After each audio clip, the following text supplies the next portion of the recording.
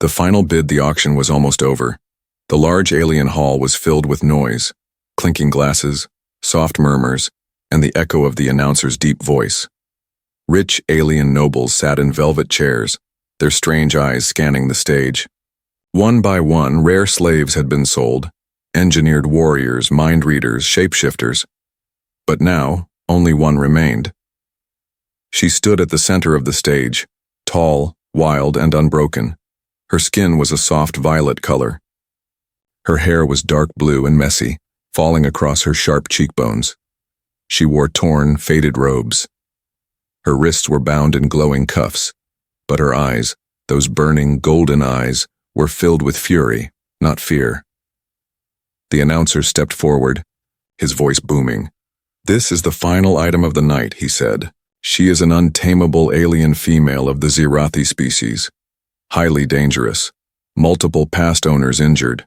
One killed. We warn you, she cannot be controlled." The crowd murmured. Some aliens chuckled. Others leaned forward, curious. A noble in red armor whispered, "Why not just put her down? She's too wild." "She's not an item," another growled. "She's a beast." Still, the auctioneer continued. Opening bid 10,000 credits. Silence. No one moved. The alien girl's lips curled into a cruel smile. She wanted them to fear her. She wanted them to walk away. Her body was tense, like a coiled snake ready to strike. Her voice, low and sharp, echoed in their minds through translation implants. "Try to chain me again, and I will rip you apart." Gasps spread through the crowd. Some stepped back. The announcer laughed nervously. "Come now, someone must have courage. She's strong, fast, rare, a warrior. Surely one of you can handle her." Still, no one raised a hand. And then, a figure moved. From the back of the hall, a single man stood up. He wasn't tall. He wasn't dressed in armor. He had no guards with him. He wore a plain brown coat and boots dusted with red sand. His face was human. His eyes, calm. His hands relaxed by his sides. Whispers spread instantly. "A human? Who let a human in? He won't last a day with her." The human walked slowly to the front. He looked at the alien girl on the stage.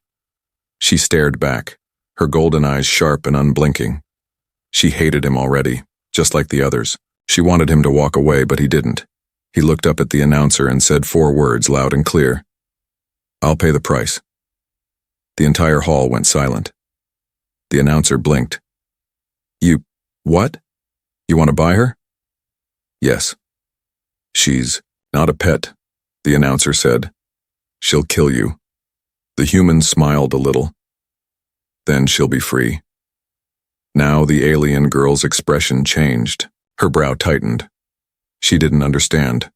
No one had ever said those words. The announcer tried again. "Last chance, human. Once the deal is made, we do not refund deaths." "I understand," the man replied. "Sold," the announcer shouted, quickly, as if to end the strange moment. "To the human fool in the coat!" Chains rattled as guards approached the alien girl. She hissed and fought them, but they held tight. They unlocked her cuffs from the display floor and handed her leash to the human. He didn't take it, he cut it instead. The leash dropped to the floor. The girl stared at him, shocked. She was still wearing her cuffs, but there was no chain now. She was not being dragged. She stood beside him, free to move, free to attack, free to run. Everyone in the auction hall held their breath. "Are you mad?" a noble shouted. "She'll kill you right here," another hissed. But the human simply turned and began to walk away. The alien girl didn't move. Not yet. Her eyes stayed locked on the man's back. Was this a trick? A trap? She didn't trust it. But slowly she stepped off the stage. No one stopped her. She followed the human out of the hall, in silence. And in that moment, every alien in the room realized something terrifying. The human wasn't afraid of her. And worse, maybe she was starting to wonder why. Her eyes were fire. The transport ship flew through the black silence of space. Inside, the human sat quietly at the pilot's seat, checking the controls. Behind him, the alien girl sat on the floor, her back against the cold wall. She didn't speak. Her golden eyes stayed fixed on him like a predator watching prey. She hadn't said a word since the auction, but her silence wasn't calm. It was like the stillness before a storm. Her glowing cuffs were still on, though deactivated. She could move. She could strike, and she was thinking about it. Her sharp claws tapped slowly against the metal floor. Her breathing was steady, but her muscles were tight, ready to launch at him. The human finally turned around and placed something on the table between them. Food, simple ration bars, water, a soft cloth. She narrowed her eyes. Was this a trick? Poison? A test? I don't eat your poison, she growled. It's clean, the human said calmly. You're free to eat it, or not. You think I'm stupid? No, I think you're angry, he replied. And tired and hungry. You don't have to trust me, just survive. She stared at him, confused by his tone. He wasn't mocking her, he wasn't scared. He wasn't even trying to control her. He was just there. Calm. Quiet. And that made her angrier. You bought me, she spat. What do you want from me? Nothing, he said. No orders, no chains. You're not mine. Then why? He looked at her for a moment, then answered simply. Because no one else did. That answer made her chest tighten, and she hated that feeling. She stood up, moving fast, claws extended, rage burning in her eyes. You think I'm weak? That I'll follow you like a pet? She ran toward him fast, silent. In one breath, she leapt across the room and struck, her hand against his neck, claws just touching his skin. He didn't move. He didn't fight. He didn't even flinch. She could feel his pulse. It was calm, steady. Her golden eyes widened. Why wasn't he afraid? I told you, he said gently. You're not my prisoner. You're not scared of me, she whispered. No. Why? Because I don't see a monster, he said. I see someone who's been treated like one for too long. That was the first time she froze. She could have sliced his throat. She could have ended him in 1 second, but she didn't. Her hand shook a little. No one had ever spoken to her like that. No one had ever said those words. Her life was battle, rage, survival. But this human looked at her like she was something else. She stepped back slowly, her claws lowering. I don't understand you, she muttered. You don't have to, he replied. Just rest. She didn't eat the food that night. She didn't sleep, either. She sat in the corner of the ship, arms around her knees, watching him through half-closed eyes. But for the first time in many years, her breathing slowed. For the first time, she didn't plan her next attack. She just watched. And somewhere deep inside her wild heart, a strange, quiet question began to form. Not, how do I kill him? But, why didn't he hurt me? Who is this human? The alien girl didn't sleep, even though the ship was quiet, and the lights were dimmed. She sat in the corner, knees pulled to her chest, arms wrapped around her legs. She watched the human through the shadows. He had gone to the other room, lying down on a small bed, his back turned to her. His breathing was slow and even. It made no sense. She had nearly killed him. And he let her, not out of weakness, but by choice. She had spent her whole life surrounded by fear, hate, and violence. Masters who beat her, soldiers who tried to train her, scientists who poked and studied her like she was nothing. Every creature that ever came close to her did so with fear or control. But this human? He gave her space. He gave her food. He gave her freedom. Why? She didn't even know his name. By the next morning, she stood at the ship's main window, staring at the passing stars. Her body was tense, but her mind was restless. When he returned to the cockpit, he said nothing at first, just pressed a few buttons, adjusted the flight path. Then he poured a small cup of something warm and placed it on the table. Tea, he said. She didn't move. I don't drink human dirt, she replied. Without looking at him, he gave a short laugh. It's fine. I didn't make it very well anyway. Then he sat down across from her, drinking from his own cup. Calm, relaxed. She hated that he wasn't nervous. "You didn't ask my name," she finally said. "I figured you'd tell me when you were ready." She turned slowly and narrowed her glowing eyes. "You think you're clever. You think if you act kind, I'll be loyal." "No," he replied. "I think if I act kind, maybe you'll remember who you are."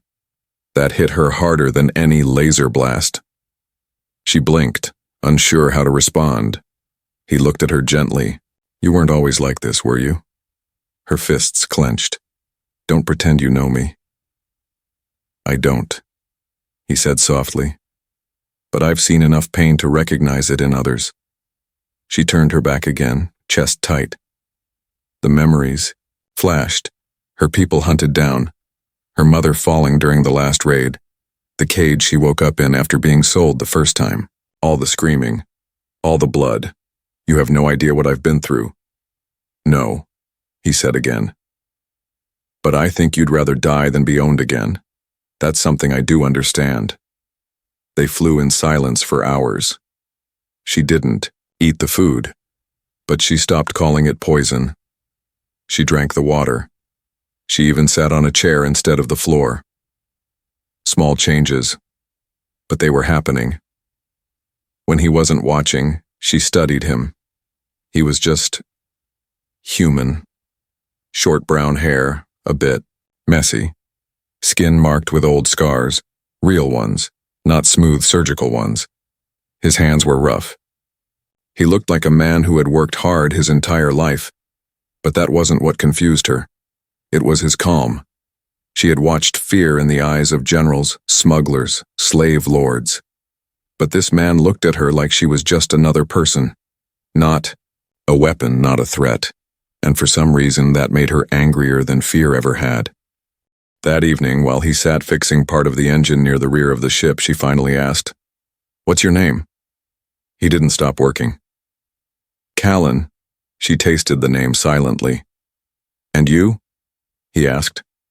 She paused. Then, "Niraxa." A moment passed. Callan didn't smile or make a joke, he just nodded. "Good to meet you, Niraxa." Her claws twitched slightly. "You're not going to say something stupid like, 'That's beautiful'?" "No," he replied. "You already know it is." That response hit her in a strange place. She wasn't used to compliments that felt real. Later, they landed the ship on a quiet moon to refuel. The surface was dry, with cracked stone and red skies. Callan stepped out without armor, just a simple breathing mask. Niraxa followed, cautious, tense. No guards, no cameras, no control, collars. She could have run. She could have killed him. But she didn't. Instead, she watched him fix the connector pipes, humming a quiet tune. He didn't even look up at her. Finally, she asked the question that had burned in her chest since the auction. "Why did you really buy me?" He looked at her then, eyes calm but serious. "Because I've seen what they do to people like you. What they turn you into," she frowned. "People like me. The strong, the broken, the ones who survive the worst things, and then get punished for surviving." Her breathing grew shallow. "You think I need saving?" "No," he said. "I think you deserve the chance to choose what you want, not what someone else forces." She didn't speak for a long time. Then, in a voice quieter than she ever used, she said, "I've never had that." "I know," Callan said. "That's why I won't ask you to stay. I'll drop you off at the next neutral planet. You'll be free." She blinked. "You're letting me go?" "I never owned you, Niraxa." Her lips parted, but no words came. She couldn't remember the last time someone offered her freedom. Not because they were afraid of her, but because they respected her. She stared at him. This human wasn't a warrior. He wasn't rich. He wasn't powerful, but he had something none of her past masters did. Honor. Back on the ship, as they lifted off from the moon, Niraxa sat in the co-pilot seat this time. Not chained, not silent, just thinking. "Who are you, human?" She whispered under her breath, and deep in her heart, for the first time in years, she didn't feel like a weapon anymore. She felt like someone who might just be something more. The night she ran, the night was quiet, too quiet. The ship floated above, a calm planet covered in silver-blue forests and soft glowing plants. There were no cities, no signals, no life signs, just quiet wilderness. Callan had stopped there to repair the navigation system and let the engines cool. Naraxa sat by the window, watching the stars blink. Callan was asleep in his small bunk, breathing steady, his jacket tossed beside him. She looked at him for a long time. Then, without a sound, she moved. She stood, crept toward the exit, and placed her hand on the panel. The door opened with a soft hiss. Cold air brushed across her face. She stepped out into the forest night, her bare feet touching soft alien soil. She didn't look back. Naraxa ran.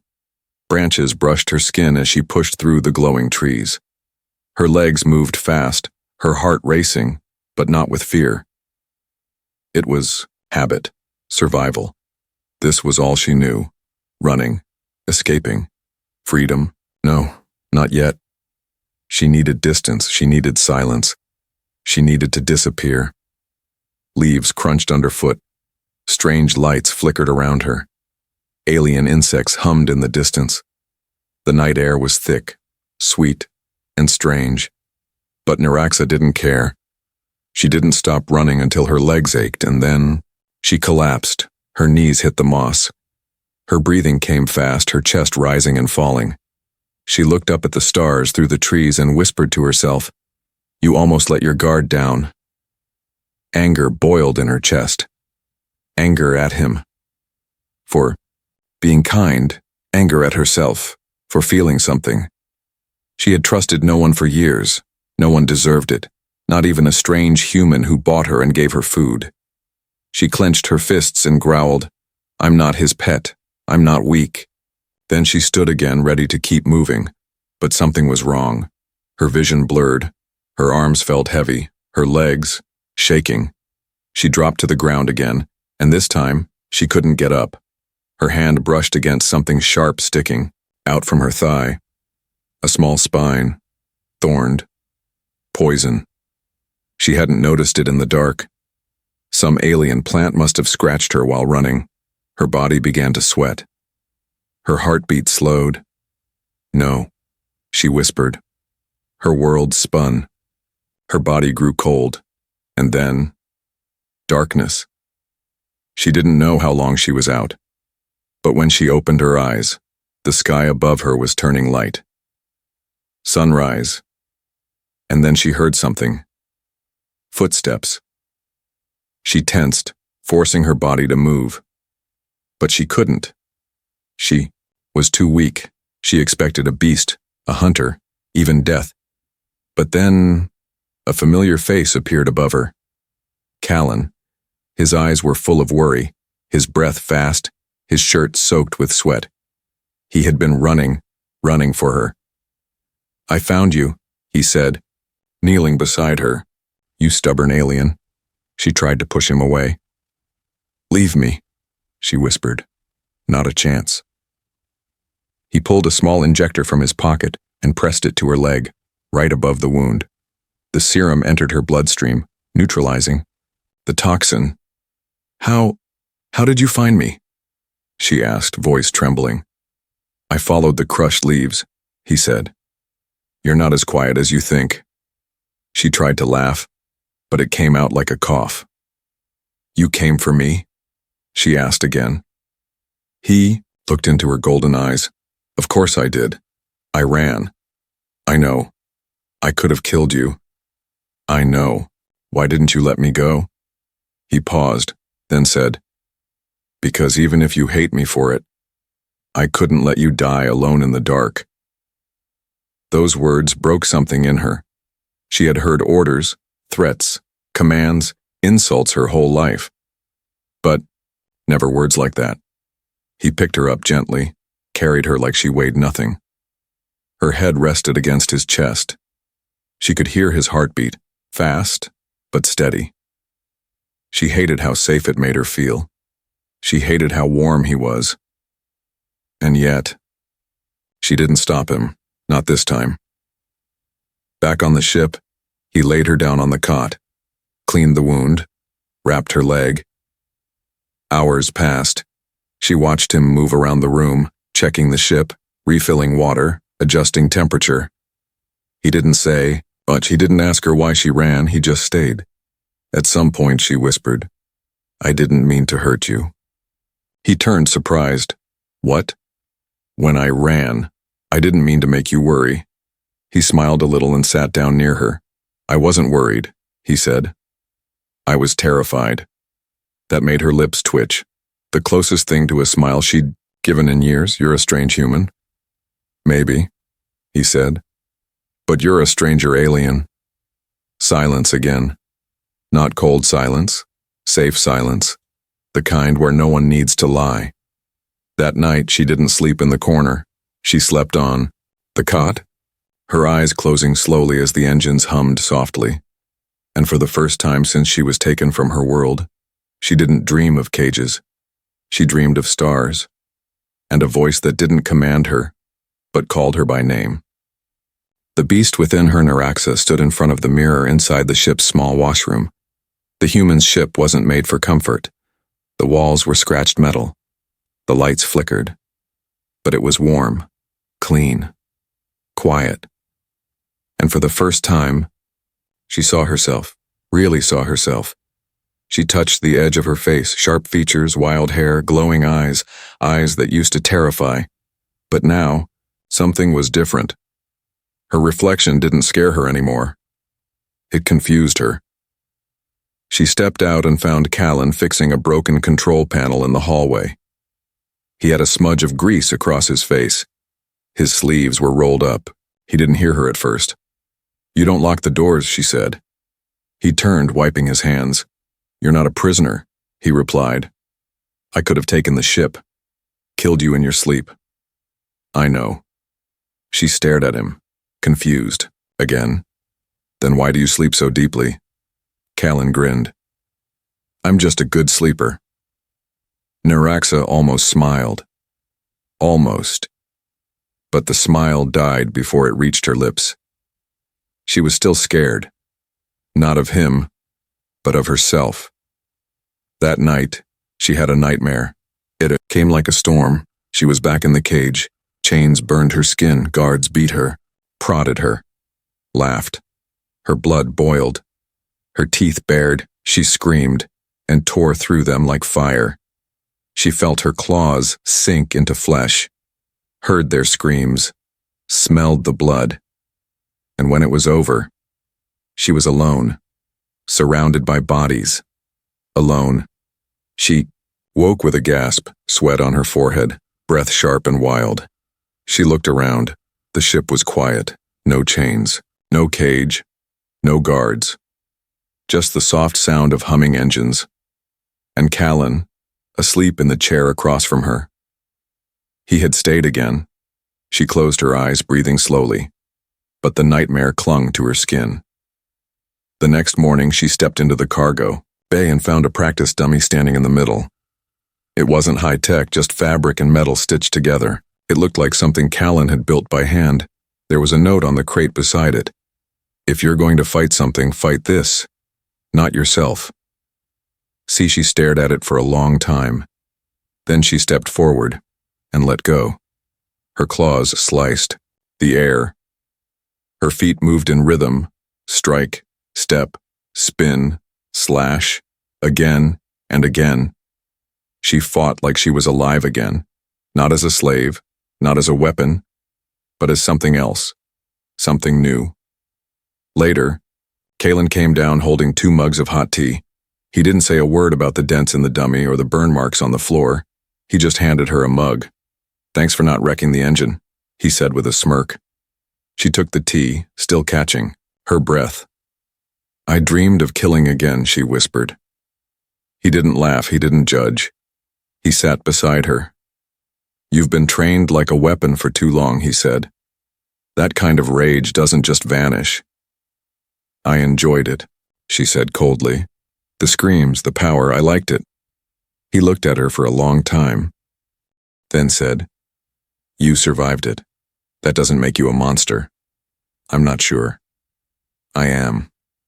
She looked at her claws. Sharp, strong, deadly. But then she looked at her hands, and for the first time she imagined them not tearing, but holding. Later, that day while they were scanning an asteroid field, an alert beeped loudly. Incoming transmission. Unknown ship. Callan tapped the screen. A message came through, crackling, distorted, but the words were clear enough. Bounty posted. Target, escaped Zirathi female. Reward, 100,000 credits, alive or dead. Niraxa froze. Callan turned to her. She was already standing, her face cold, voice flat. They found me. We'll leave, Callan said. Change our path, go dark. No, she said. They'll follow, they always do. You're not alone this time, he said. She looked at him sharply. You'd fight for me? I'd fight beside you. That night, Niraxa didn't dream of cages. She dreamed of claws that could protect, of strength used for more than pain, of a human who didn't fear the beast inside her, but believed there was still something beautiful behind it. Chained by the heart. They were being hunted now. Callan's ship moved fast, slipping through asteroid fields and radio shadows, but the signal kept following. The bounty was real. Someone had paid a fortune for Niraxa, dead or alive. And it wasn't just one group coming. It was many. Pirates, mercs, slavers. All of them wanted the same thing. The wild Zirathi female who had escaped every cage. She sat in silence as the stars streaked past the window, her golden eyes glowing dimly.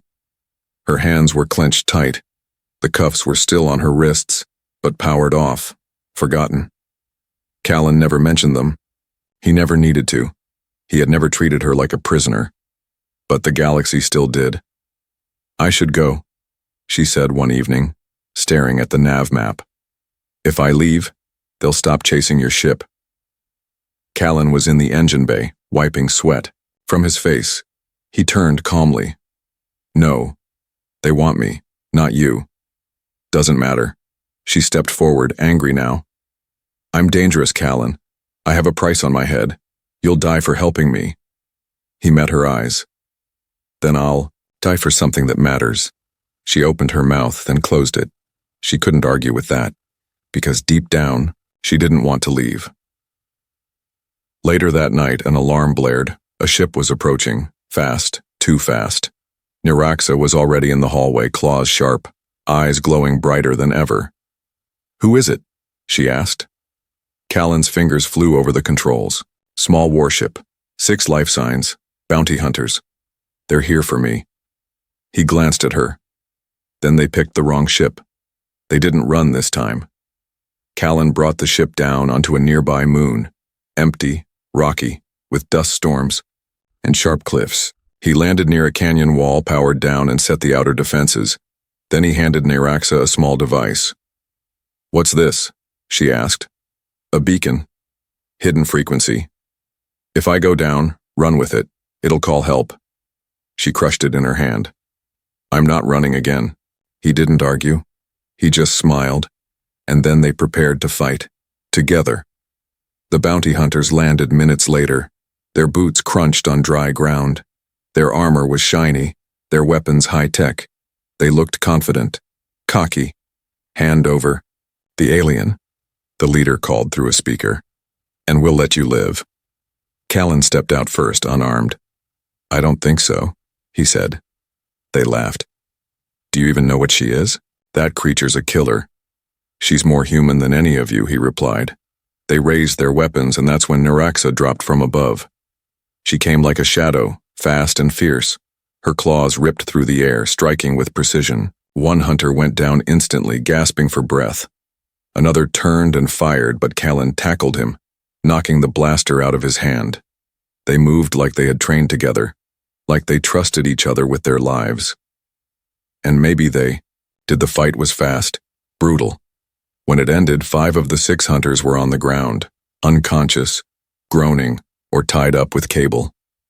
The 6th, Naraxa let him crawl away. "Go," she growled, "and tell them next time we won't be so kind." He ran, terrified. Callan limped over, wiping blood from a scratch on his cheek. "You let one go?" "Only one," she said. "To send a message." He looked at her, half smiling.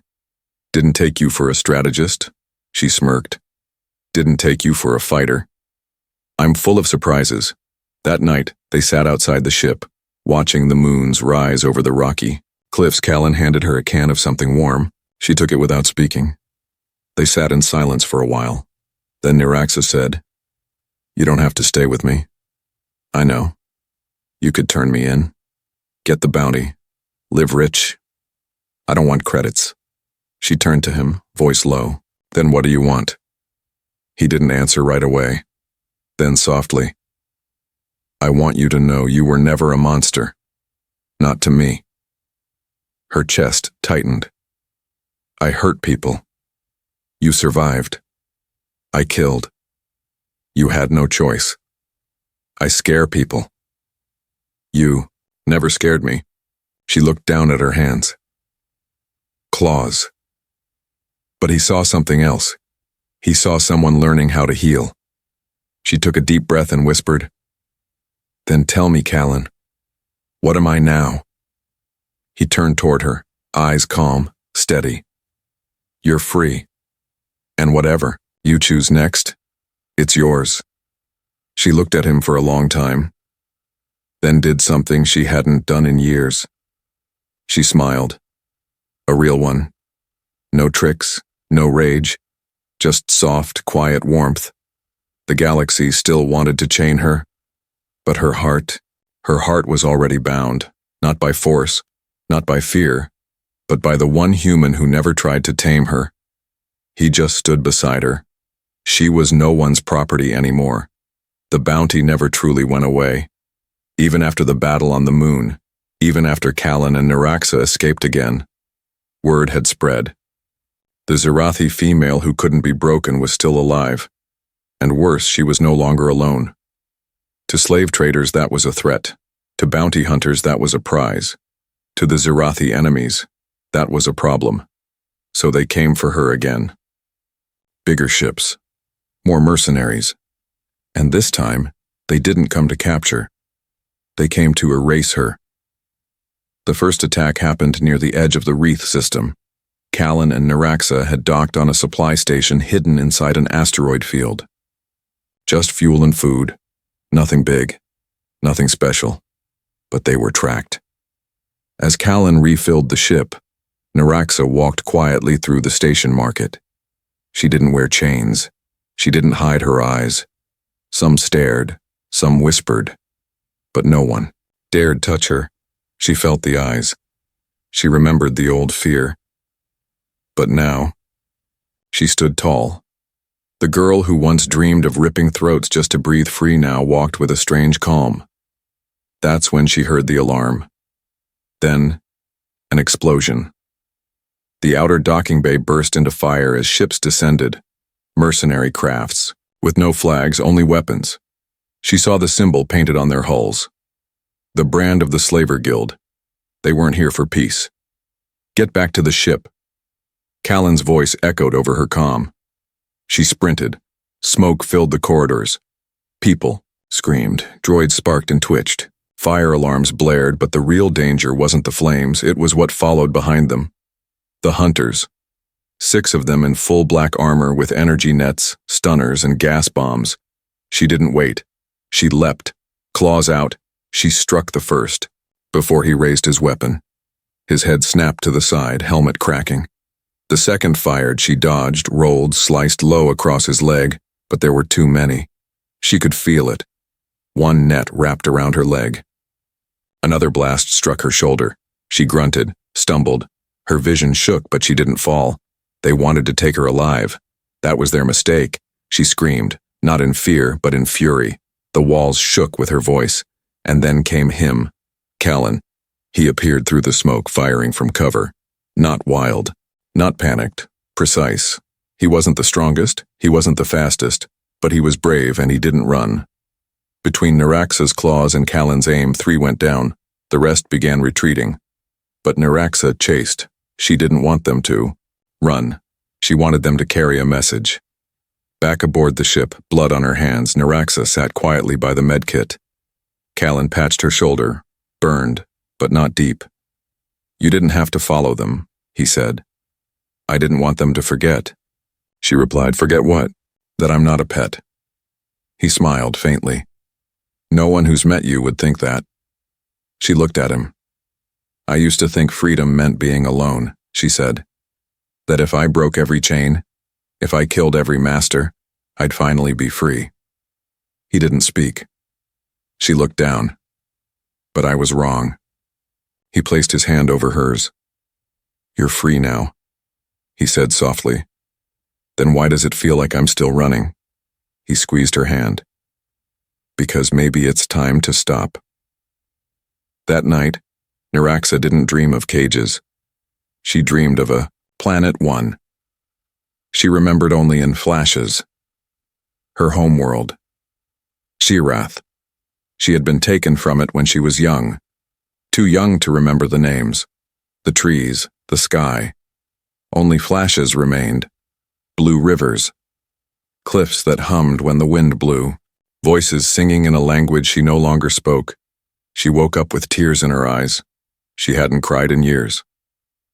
The next day, she stood beside Callan in the cockpit and pointed to a star system in the outer ring. "That's where my people lived," she said. Callan didn't ask questions. He set course immediately. They arrived 5 days later. The planet was still there, but it was silent, no signals, no life signs. The orbit was full of broken ships, wrecks from old wars. The surface was scorched in places, cities buried under dust. But there was green too, signs of life returning. Slowly, quietly. They landed near a cliffside. Naraxa stepped onto the soil in silence. Her feet touched home for the first time in over a decade. She knelt and ran her hand across the ground.